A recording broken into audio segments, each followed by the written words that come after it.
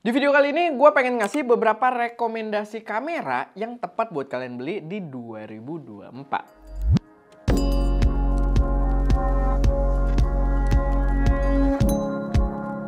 Halo semuanya, selamat datang di channel SM Media dengan gue Erwin. Dan pada video kali ini gue pengen ngasih kalian rekomendasi kamera yang mungkin cocok buat kalian investasikan di tahun 2024 kalau kalian cukup serius untuk masuk ke ranah fotografi dan videografi. Dan gue harap rekomendasi yang gue kasih di sini bisa jadi investasi jangka panjang juga gitu ya, secara spesifikasi kameranya yang masih bakal reliable untuk beberapa tahun ke depan.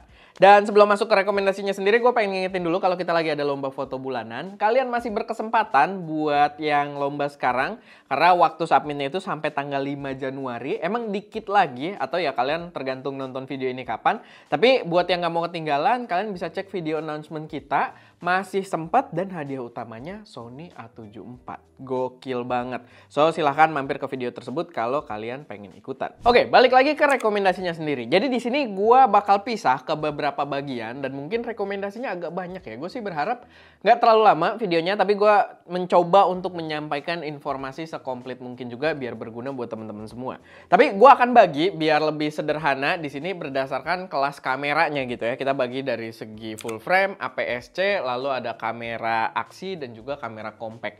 Yang ya balik lagi, semoga bisa bermanfaat. Tapi kalau kalian mau skip-skip, tergantung dari segmennya, bisa kalian lihat dari timestampnya juga. Harusnya kita siapin. Karena mungkin video ini agak panjang. Tapi gue sih berusaha untuk menjelaskan secepat mungkin.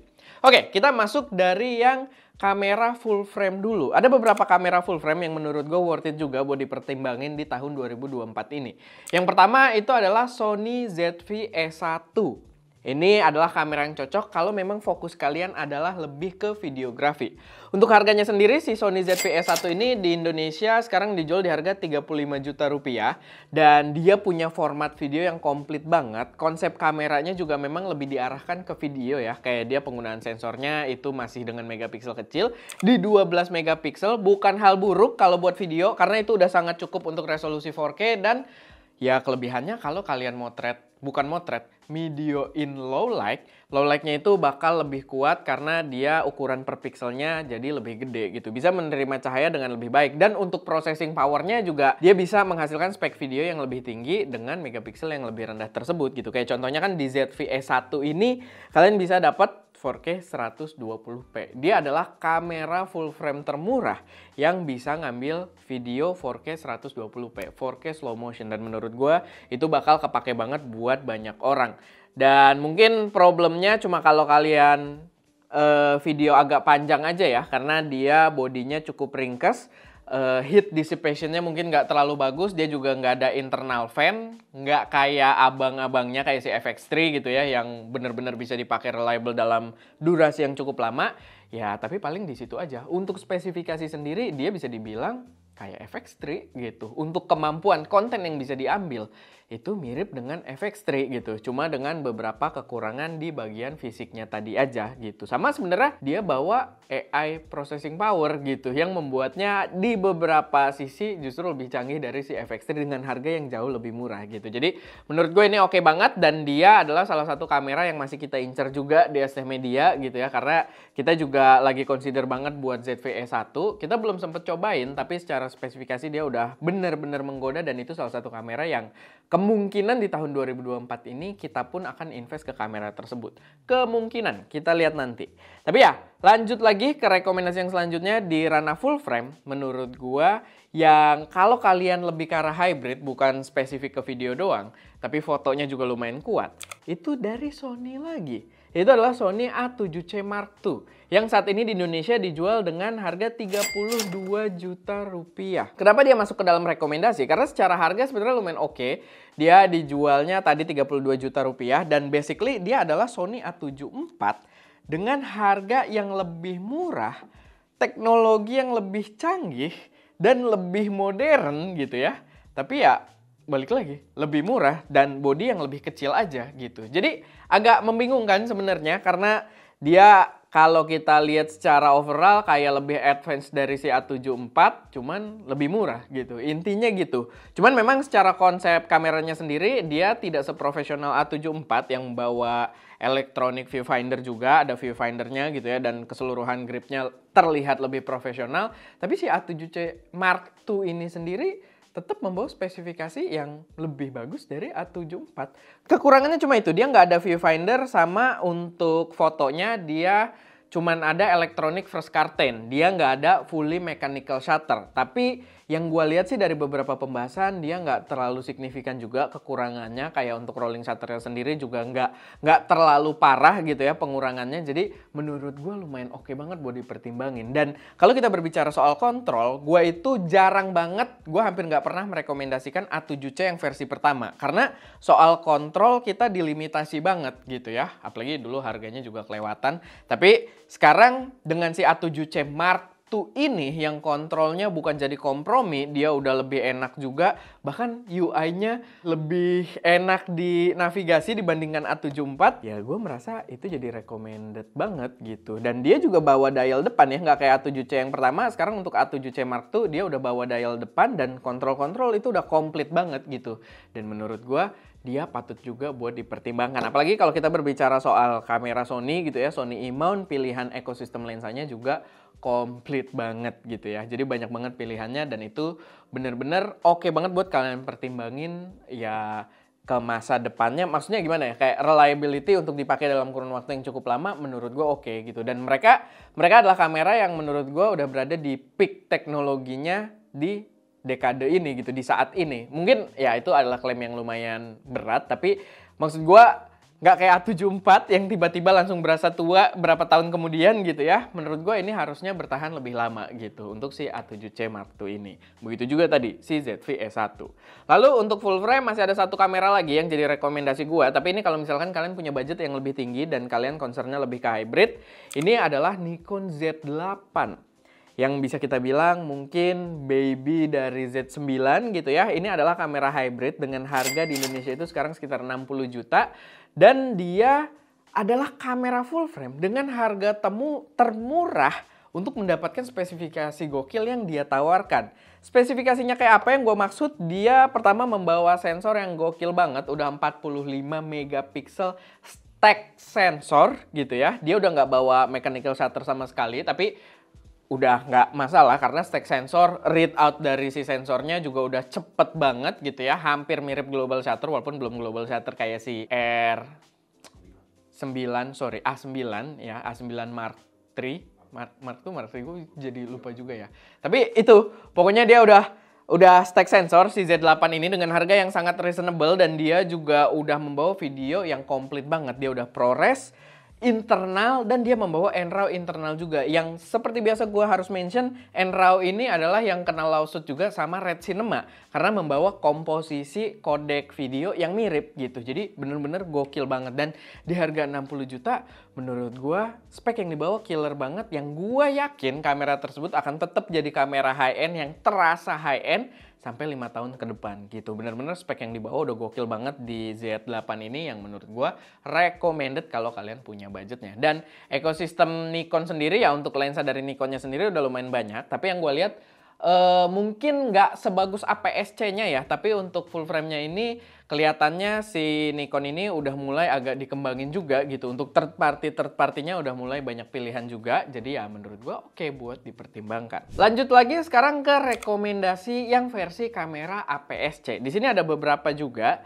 Dan ada rekomendasi yang mungkin belum pernah masuk ke dalam rekomendasi gue sebelumnya. Tapi menurut gue cukup make sense sih di sini. Tapi ya kita masuk dulu ke rekomendasi yang pertama yang memang selalu masuk ke dalam rekomendasi gue udah pasti adalah Fujifilm X-S20. Yaitu kamera yang bisa gue bilang kamera mirrorless mid level yang merupakan paket lengkap untuk content creator. Di Indonesia sekarang dijual dengan harga 21,5 juta rupiah. Kamera kecil tersebut membawa format video yang benar-benar komplit, termasuk yang benar-benar profesional adalah 6.2 open gate. Yang gue yakin open gate juga kedepannya bakal lebih, utility-nya itu bakal lebih kepake gitu ya. Karena sekarang juga udah terbukti banyak banget diadaptasi sama kamera-kamera aksi. Malah kamera aksi duluan sebenarnya yang punya kayak sistem-sistem open gate tersebut, cuman mereka menyebutnya biasanya dengan nama Pro Video atau dengan nama full frame kalau di GoPro gitu ya. Tapi ya di sini menurut gue bakal kepake banget gitu, apalagi sekarang platform juga kita udah ada vertikal, ada horizontal, semuanya bisa kita shoot dengan open gate ini bakal lebih kepake. Begitu juga dia portnya lengkap. Udah nggak usah pakai adapter-adapter kayak di XS10-nya. Baterainya juga awet, nggak kayak yang versi lamanya. Dia udah bawa baterai yang kayak seri profesionalnya, sehingga bisa lebih awet juga. Berasa banget bedanya. Sama ya khasnya Fuji, warnanya langsung enak. Kalau misalkan kita produksi, kita lihat di layar udah langsung cakep, ya itu hasilnya gitu. Udah langsung kelihatan cakep. Dan compatibility lensa, itu patut untuk gua mention juga, karena sekarang udah lumayan kuat. Udah ya mendekati Sony gitu. Bahkan di beberapa brand lensa third party kayak Viltrox terutama gitu ya, mereka justru lebih mengutamakan untuk keluarin lensa yang Fujifilm dulu gitu. Kayak di kasus, bukan ini 75, di kasusnya 27 mm. Sama sih 75 juga kan kemarin keluar Fuji duluan. Tapi kita udah ngerasain yang 27 mm karena masih sangat relatable sekarang. Gue berkali-kali rekomendasiin si 27 mm ini karena cakep banget lensanya. Tapi gue lupa kalau versi Nikon dan versi Sony itu belum keluar gitu. Tapi coming soon dan bentar lagi harusnya udah mulai dijual di Indonesia dan gue sangat rekomendasiin. Gue udah ngerasain di Fujifilm sekitar 2 bulan kayaknya.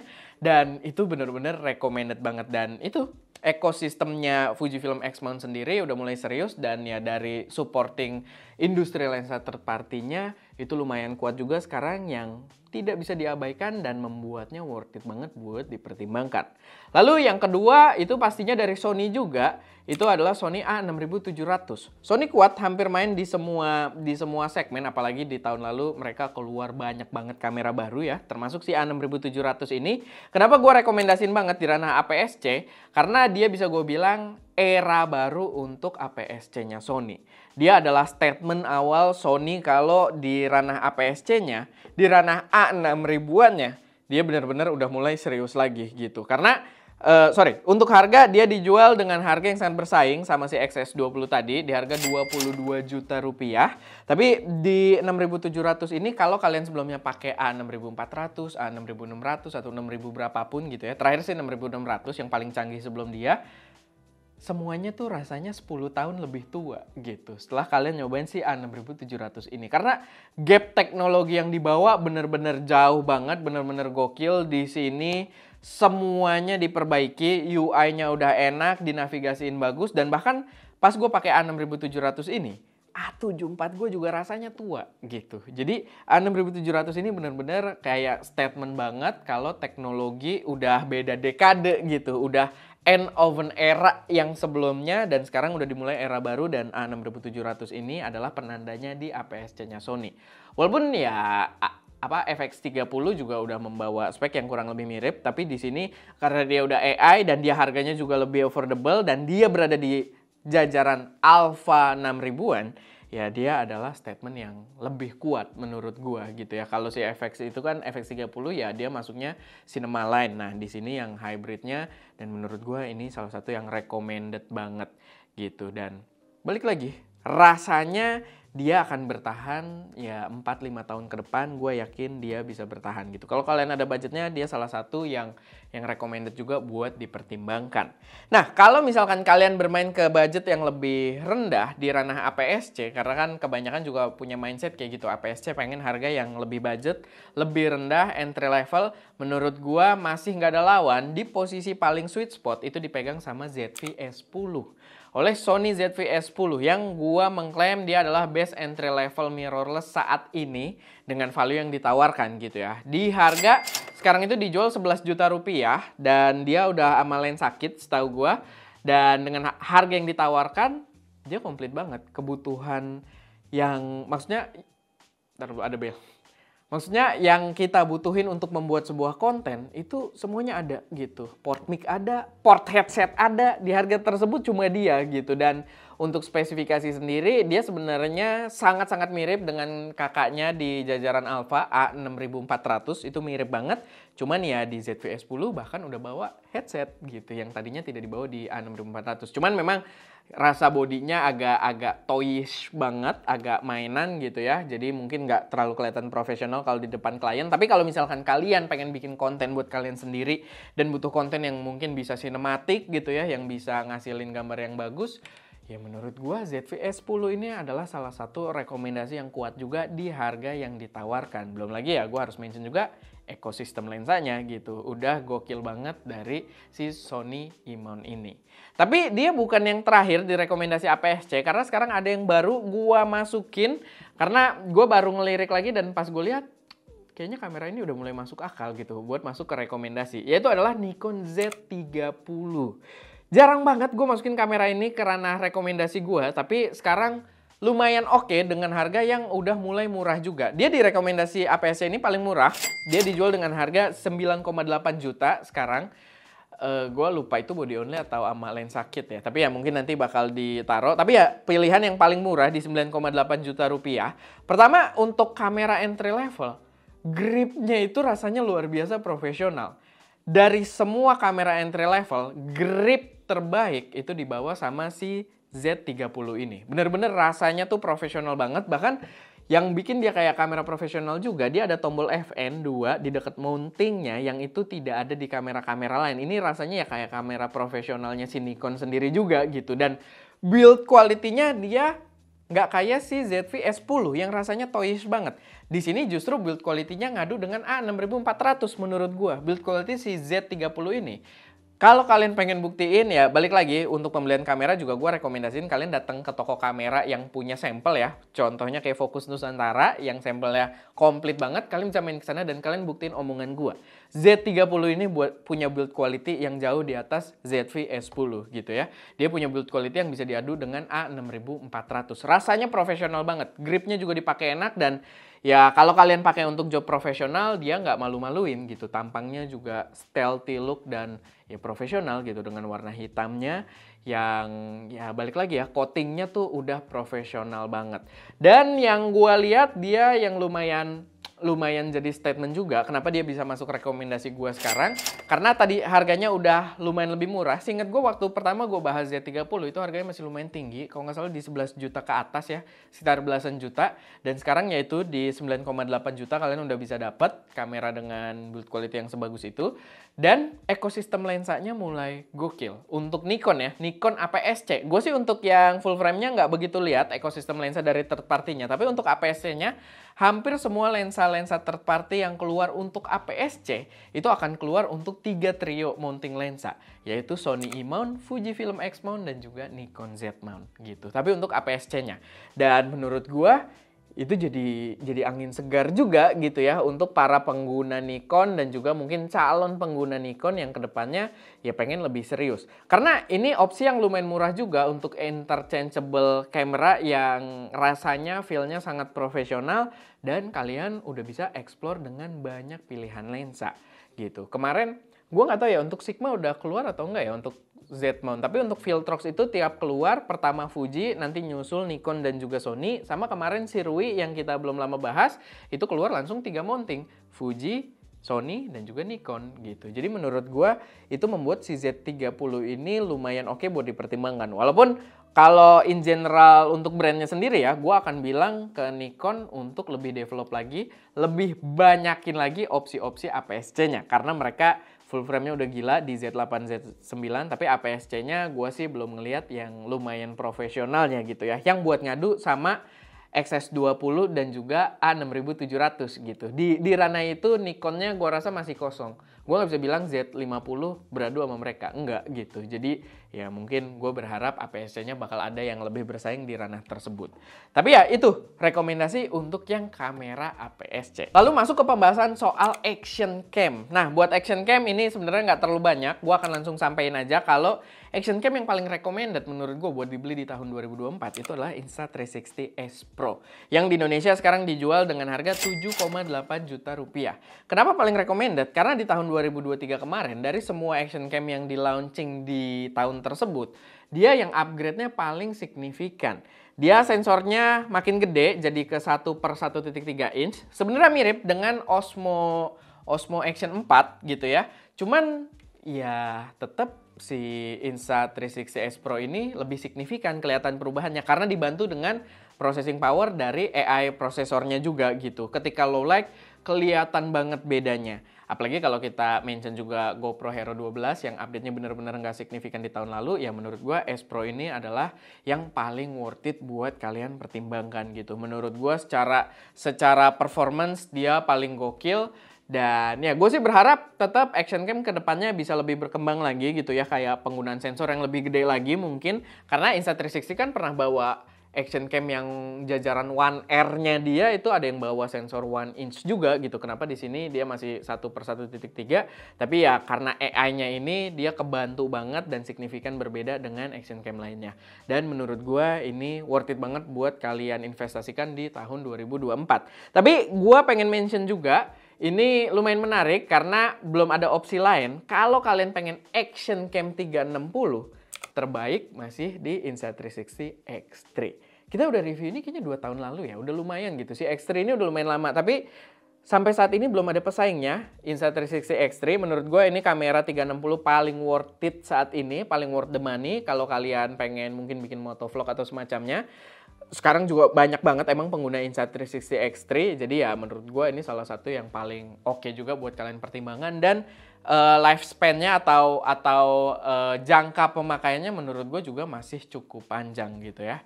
Dibandingkan kayak beberapa kamera 360 kayak dari Ricoh gitu kan yang kita ngelihat development-nya mungkin nggak terlalu serius. Si Insta360 X3 ini bener-bener masih bermain banget, masih menguasai pasar banget gitu. Dan untuk sekarang harganya pun masih bertahan ya. Untuk sekarang dia masih dijual di 7,7 juta rupiah. Kita ada reviewnya kalau kalian pengen ngecek. Udah agak lama tapi reviewnya lumayan seru juga waktu kita main motocross listrik.